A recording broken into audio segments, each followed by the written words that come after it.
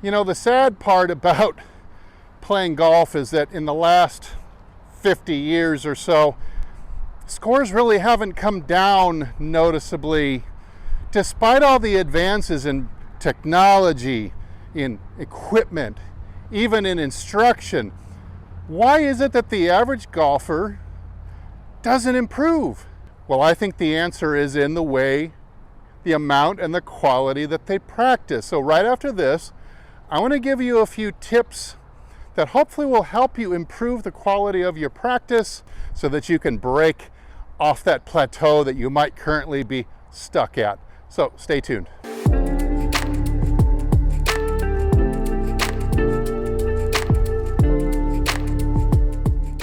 All right, so the first step towards having a quality practice session is understanding that if you want change to occur, then you've got to practice change.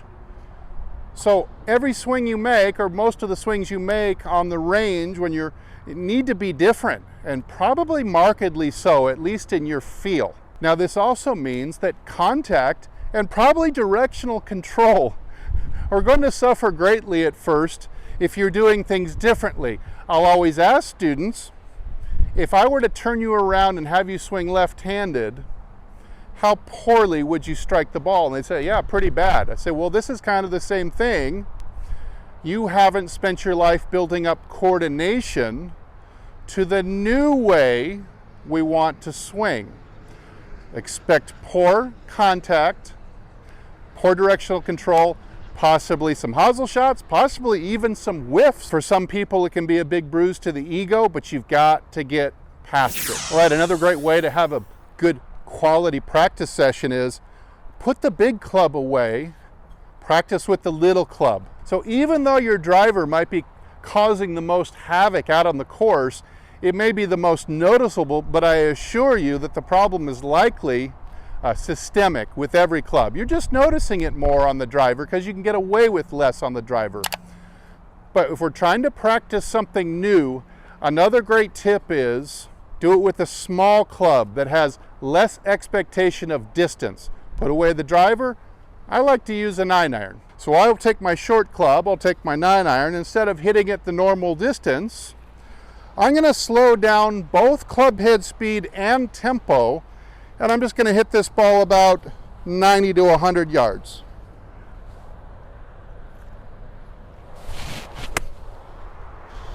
Now when I swing this slow and easy, it gives me more conscious control over how I'm going to move the body and move the club.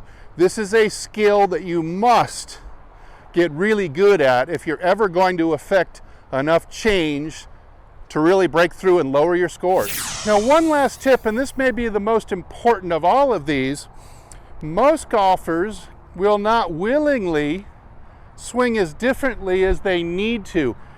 The feeling of swinging differently is probably very exaggerated in the most minds of golfers, which means if you need to take it back, or you need to swing an inch differently, 2 inches differently, it's probably a 5-to-1 ratio at least. You'll probably need to feel like you're doing something 10 inches different. So this could make the swing feel incredibly awkward, and you really want to practice correctly, not just better, but really correctly, because that'll put an acceleration on your rate of learning. So this is where the force comes in. I try to use what I call a force, set up a drill that forces the golfer to make a different swing, or else they get feedback. So in this case, here we have the bucket and stick drill, and this is a great drill to force golfers to come more shallow and from the inside. You can see by this exercise that I cannot come over the top and steep, or I will knock the stick in the bucket over. Here are the principles, again, to summarize. I'm going to commit to doing something different on the range, not just going and blindly beating balls. Number 2, I'm going to substitute a large club for a small club because a small club has very little expectation of distance. Which leads us to 3, which is reduce the speed. How much? as much as you have to make the motion or the behavior correct.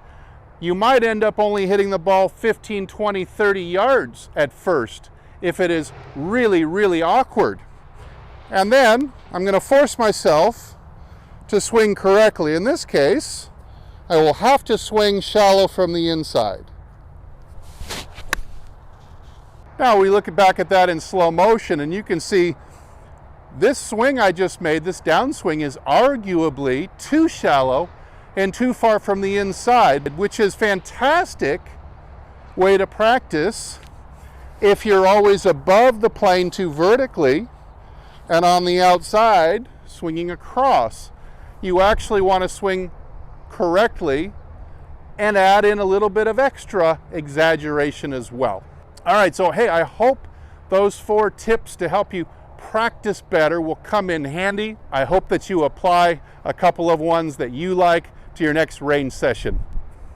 Hey, I'm Steve. Thanks so much for watching. I hope you'll go check out my website, hititlonger.com, for over 100 great articles and videos that I think are going to help you improve your game. And as always, hey, I'll either see you in the next video or I'll see you longer and straighter down the fairway. Everybody take good care.